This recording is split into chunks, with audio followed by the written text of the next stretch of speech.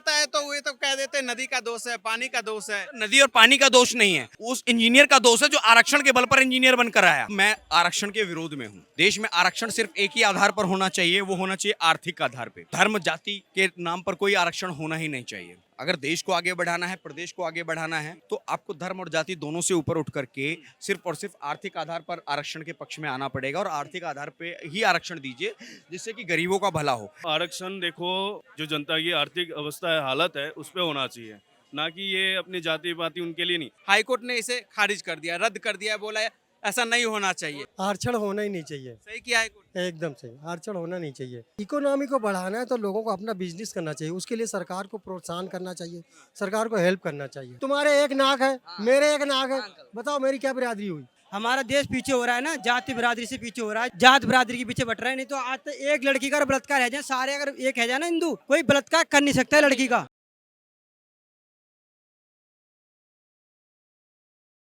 नमस्कार, ओ न्यूज हिंदी देख रहे हैं आप। मैं हूं आपके साथ अभिषेक कुमार। आज बिहार सरकार को जो है पटना हाईकोर्ट से एक बड़ा झटका लगा है, क्योंकि रिजर्वेशन का जो 50% का कोटा था उसे बढ़ाकर 65% करने की मांग बिहार सरकार ने कर दी थी। शैक्षणिक संस्थानों में, इसके अलावा सरकारी नौकरियों में।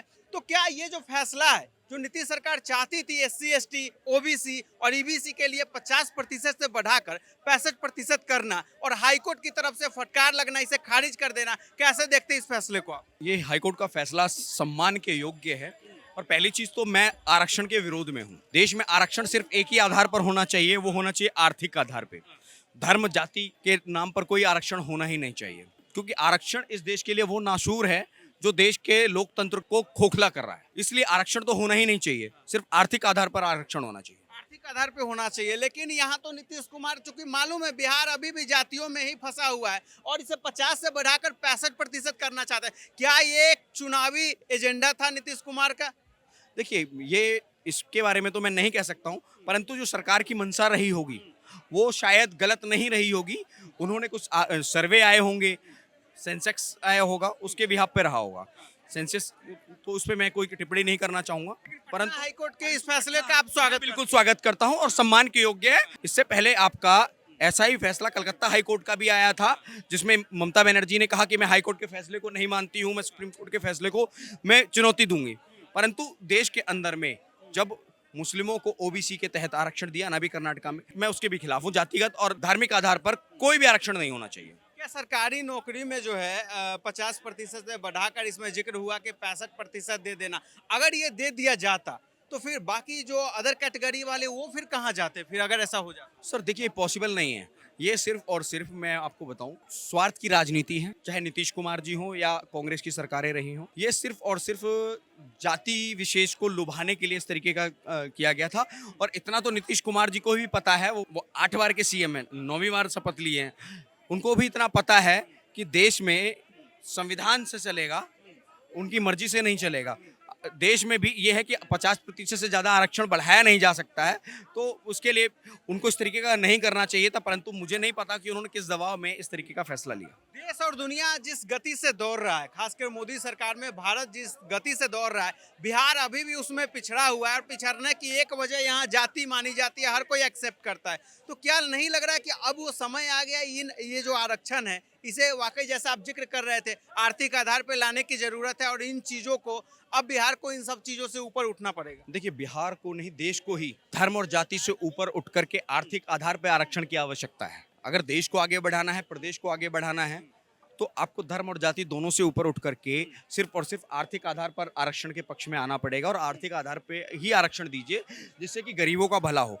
ऐसा नहीं है कि ब्राह्मणों में गरीब नहीं है या दलितों में गरीब नहीं है, तो दोनों जगह ही, चारों जगह ही, ब्राह्मणों में भी, क्षत्रियों में भी, वैश्य में। जातिगत आरक्षण है, इसे खत्म कर देना चाहिए। लेकिन आपको लग रहा है भारत जैसे देश में, बिहार जैसे राज्य में इतना संभव है? फिर तो हमें अलग अलग तरह की खबरें सुनाई देती है, देश में कहीं आग लग जाती है, कहीं दंगा हो जाता है। ये समय की मांग है और देश के युवा जो पढ़े लिखे हैं उनको भी इस चीज को समझना चाहिए कि जाति के आधार का आरक्षण कभी आपका भला नहीं कर सकता है, आर्थिक आधार का ही आरक्षण आपका भला कर सकता है। ठीक है, आप एक चीज, जाति विशेष का लाभ लेकर के एक व्यक्ति MLA बन गया, परंतु वो कोई कार्य नहीं कर रहा है। क्या वो लोग उस जाति विशेष के जिसको उन्होंने वोट दिया, क्या वो उनका कार्य करता है? नहीं करता है। जब वो कार्य नहीं कर रहा है तो किसी के लिए भी नहीं कर रहा है। या आप जाति के आधार पर जो आरक्षण दे करके डॉक्टर बनते हैं, इंजीनियर बनते हैं, उसके उदाहरण है ना बिहार में। जो इंजीनियर बने उन्हीं के द्वारा बनाए हुए पुल ही तो गिरते हैं।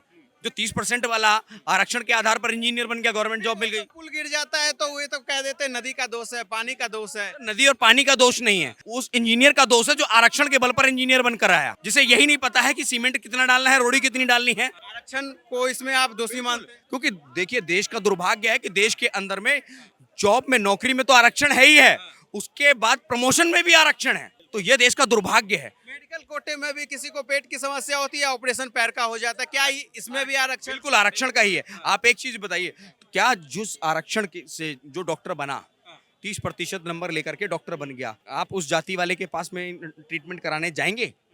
अपनी जाति का है ना, तो जाइए ना, उससे कराइए ट्रीटमेंट। फिर क्यों जब ट्रीटमेंट का नंबर आता है तो आप बेस्ट डॉक्टर क्यों ढूंढते हो? मकान बनाना होता है तो आप बेस्ट मिस्त्री क्यों ढूंढते हो? आर्किटेक्ट क्यों ढूंढते हो? उस समय भी अपनी जाति विशेष का ढूंढिए ना। ये सारी बातें आपकी जायज है, लेकिन जब चुनाव आता है तो नेताजी इस पे बात करना क्यों नहीं चाहते? डर क्यों जाते हैं आरक्षण के नाम पे बात करते हैं? कि मैं आपको बताता हूँ, कांग्रेस की नीति रही है देश को खंड खंड करने की, चाहे वो धर्म के आधार पे हो या जाति के आधार पे हो। इनका धर्म का कार्ड 2019 में नहीं चला, 2014 में नहीं चला, तो इन्होंने 2024 में जातिगत आरक्षण की बात कर दी, जातिगत जनगणना की बात कर दी।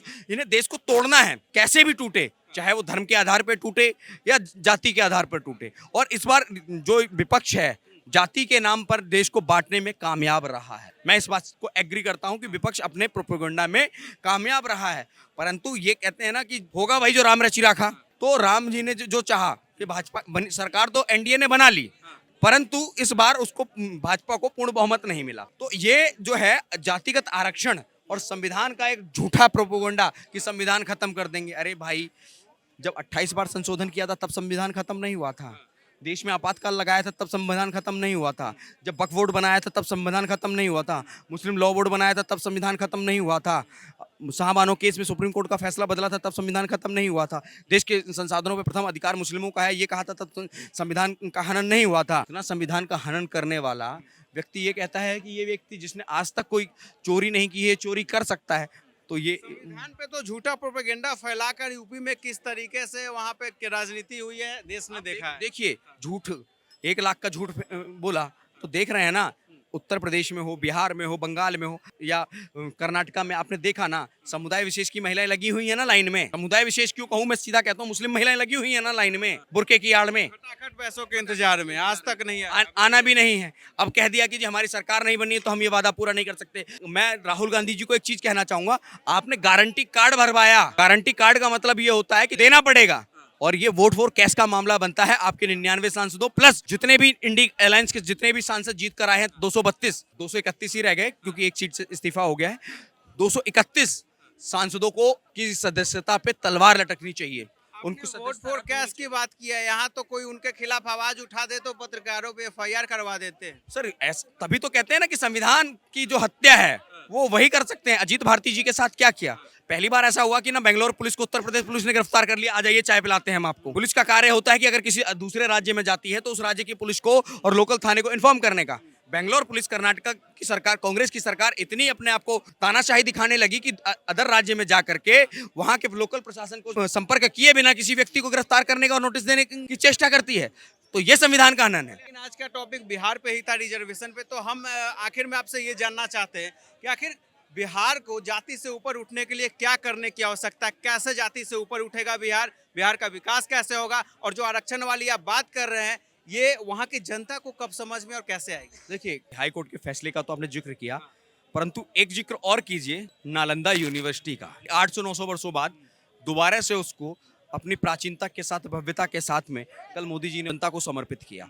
बिहार की धरती ज्ञान की धरती रही है, और बिहार की जनता को और देश की जनता को ज्ञान की आवश्यकता है, आरक्षण की आवश्यकता नहीं है। तो मैं ये चाहता हूं कि देश की जनता और बिहार की जनता जाति से ऊपर उठ करके वसुधैव कुटुंबकम और एक राष्ट्र एक भारत श्रेष्ठ भारत के लिए कार्य करे तो ज़्यादा अच्छा रहेगा। मैं तो ये कह रहा हूँ, आरक्षण देखो, जो अभी थोड़े भाई थे हमारे, उन्होंने भी बोला था भाई आर्थिक जो अवस्था है ना, उसके बेस पे होना चाहिए।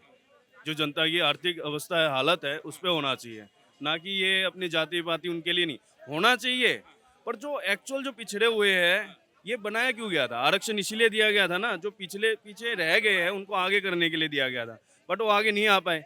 अभी जो आ गए हैं ना, उनकी पीढ़ी दर पीढ़ी आ गई है, तो उनको हटा देना चाहिए ना। और पिछड़े तो सभी वर्ग में, ये तो अब वैसा समय रहा नहीं, एससी एसटी में ही बस पिछड़े रह गए, जनरल में भी आपको पिछड़े मिलेंगे, ओबीसी में भी मिलेंगे, सारे वर्गों में। आपको सपोज एक बात बताता हूँ, अगर एक पीढ़ी है, उसको गवर्नमेंट ने वो पिछड़ी हुई थी, उसको दे दिया, उसको मौका मिल गया, 70-80 हज़ार रुपये कमाए, उसका बेटा आया, उसने भी कमाया, अब उसकी पीढ़ी तो वो नहीं रही ना, उसने तो गवर्नमेंट का क्या था, आरक्षण देने का मतलब सपोर्ट किया ना, ऊपर उठा दिया, ऊपर पोजीशन में चला गया वो, आर्थिक रूप से सक्सेस हो गया वो ना। अब क्या हो गया ना, अब तो उसको हटा देना चाहिए ना। पर क्या हुआ, अगर आर्थिक बेस पे लाते ना तो फिर हो जाता, ये नहीं हुआ। अभी क्या हुआ ना, टेम्पोररी आया था लेकिन उसको बढ़ाते चले गए। चले गए, वो मिल गया। अभी क्या हुआ ना, अभी वो ऊपर चले गए, तो आर्थिक बेस पे है ना, जो जनरल है वो तो और भी, और उनकी हालत आ गई है, वो और पिछड़े हो गए हैं। जो जनरल आज के टाइम में और भी पिछड़े हो गए हैं। आप लोगों को यकीन नहीं होगा, मैंने भाई रोजगार नहीं मिल पाई। क्यों नहीं मिली? क्यों भाई, कई सालों से तो जॉब निकली नहीं है। अभी एक रिसेंटली सुनने में आया, अब मेरे को इतना नहीं पता भाई, ये जो हमारे दूसरे ये राहुल गांधी की बहन जी है, उन्होंने बोला, प्रियंका गांधी ने बोला कि भाई 30 लाख आपकी जॉब पड़ी हुई है सेंट्रल गवर्नमेंट की, हर एक विभाग में जॉब पड़ी हुई है। रेलवे की भर्ती वगैरह निकल ही नहीं रही, पहले तो निकलती रहती थी, नहीं है अभी नहीं निकलती भाई, हम लोग नहीं भर पा रहे। अब मेरी तो एज चली गई, अभी निकल भी जाती है, कह रहे हैं कि हम लोग देंगे, मेरी तो चली गई ना भाई, मुझे तो नहीं मिला ना। को जॉब नहीं मिला, आरक्षण को वजह मानते हैं आप, आरक्षण की वजह से? बिल्कुल, मेरा एक खुद दोस्त है, बहुत अच्छा दोस्त है मेरा, मेरे 70% आए, मुझे नहीं मिला, उसको 56 आया, उसको मिल गया। वो मेरे से भी डल था, पर उसको मिल गया। ऐसे बहुत से कास्ट के बेसिस। कास्ट के बेसिस पे मिल गया। आपको एक बताता हूँ, एक किस्सा हुआ मेरे सामने। एक प्रिंटर की दुकान थी, वहाँ पे एडमिट कार्ड निकालने के लिए एक लड़की आई, एकदम गाड़ी में निकली, पूरी भाई बहुत अच्छे घर से आई थी, मतलब उसको देख के कोई नहीं कह सकता कि उनको आरक्षण की जरूरत है। ठीक, वो आई, उसने निकाला प्रिंट, मैंने देखा उसका एससी का कोटा था, एससी का कोटा, उसके कई किले होंगे, बहुत मतलब वेल सेटल्ड है, उसको मिला हुआ। अब वो जाके क्या करेगी, एससी के कोटे में एक सीट ले लेगी। तो देश को खोखला कर रहा है जाति के आधार पे आरक्षण, आर्थिक आधार पे क्या लगता है वक्त आ गया है आरक्षण देने की? बहुत बहुत जरूरी है आर्थिक आधार पे होना, नहीं तो खत्म है, देश खत्म है। क्या करेगी जनता? फिर बेरोजगार हम तो हो रहे हैं ना। अभी ये अग्निवीर आ गया, इसमें क्या मन टूट जाता है ना, अग्निवीर में भी मन टूट देखो मेरा तो ऐसा है, देखो कोई भी गवर्नमेंट हो, कोई भी हो, जो मैटर है सबका अलग अलग है, पर हमारा जो मेन मैटर है ना, अगर हम पढ़ रहे हैं, किस लिए पढ़ रहे हैं, कुछ हम बन पाएंगे, कुछ कर पाएंगे। आप अच्छे से पढ़ोगे हैं, कुछ बन नहीं पाओगे, कुछ मिलेगा ही नहीं आपको। आपको 15-20 हज़ार की जॉब मिलेगी, और कुछ एक भाई बोल रहे थे आपको जोमेटो मिल रहा है, रैपिडो मिल रहा है, इससे आप रोजगार कमा रहे हो, करके देखो ना कैसे कमाया जाता है। कोर्ट का एक ऐतिहासिक फैसला आता है, नीतीश कुमार जी डिमांड करते हैं कि आरक्षण की सीमा को 50% से बढ़ाकर 65% कर दिया जाए। हाईकोर्ट ने इसे खारिज कर दिया, रद्द कर दिया, बोला ऐसा नहीं होना चाहिए। आरक्षण होना ही नहीं चाहिए, सही किया हाईकोर्ट? एकदम सही, आरक्षण होना नहीं चाहिए। आर्थिक आधार पे होना चाहिए, लग रहा है जाति से अब बंद हो जाना चाहिए, जाति आधार पे भी नहीं होना चाहिए और आर्थिक आधार पे भी नहीं होना चाहिए। आर्थिक क्यों नहीं हुआ? क्योंकि पिछड़े तो सभी समाजों में है ना। ज़्यादा इकोनॉमी को बढ़ाना है तो लोगों को अपना बिजनेस करना चाहिए, उसके लिए सरकार को प्रोत्साहन करना चाहिए, सरकार को हेल्प करना चाहिए, तभी जाके देश तरक्की करेगा। यानी आप आरक्षण के एकदम खिलाफ? हाँ, एकदम। लग रहा है इसकी वजह से देश खोखला हो रहा है, राज्य खोखले हो रहे हैं। नहीं नहीं, ऐसा कुछ नहीं है, इकोनॉमी थोड़ी हमारी कमज़ोर है, पब्लिक ज़्यादा है, और कोई बात नहीं है। लोगों के पास, लोग करना तो चाहते हैं पर अपॉर्चुनिटी नहीं है उनके पास। कोई 10,000 रुपये नहीं उधार देता, सरकार नहीं देती, पड़ोसी नहीं देता, रिश्तेदार नहीं देते। अभी बड़े बड़े बिजनेसमैन हैं, उनके तो 16,000 करोड़ रुपए माफ कर दिए गए, पर आप जाके एक बैंक में आप 50,000 लेने जाओ, 10 डॉक्यूमेंट मांगेंगे, नहीं दे पाओगे ना, बुरी हालत कर देंगे, आपको भी पता है। मैं टेलर मास्टर हूँ, मैं चाहूँ तो कपड़े की फैक्ट्री खड़ी कर सकता हूँ, पर कोई अपॉर्चुनिटी नहीं है मेरे पास, ना अपना घर है ना अपना अच्छा नहीं जी, अपॉर्चुनिटी चाहिए आप लोगों को। छुट्टी चाहिए। कोई पैसा भी नहीं, कोई लोन भी नहीं, और सब कुछ जानता, सब कुछ हूँ। मुझे जेल में डाल दो, मैं 100 आदमी को रोज काम सिखाऊंगा, टेलरिंग सिखाता रहूँगा, सिलना सिखाऊंगा, काटना सिखाऊंगा, पर मेरा घर कैसे चलेगा? तो लोगों के पास टैलेंट है हमारे देश में, इंडिया के पास, उनको कोई अपॉर्चुनिटी नहीं मिलती, कोई चांस ही नहीं देता आगे बढ़ने के लिए। आरक्षण हटना चाहिए जाति के आधार पे जो मिल रहा है। जाति पे तो रहना चाहिए आधार कार्ड में। जाति की तो बात ही मत अच्छा। करो, तुम हिंदुस्तानी हो हाँ। तो फिर जाति कहाँ से आ गई? तुम्हारे एक नाक है, मेरे एक नाक है, बताओ मेरी क्या बिरादरी हुई? यूपी में देख रहे हो ना क्या हाल हो रहा है अभी का, बुलडोजर चल रहा है, कोई बोल सकते हैं?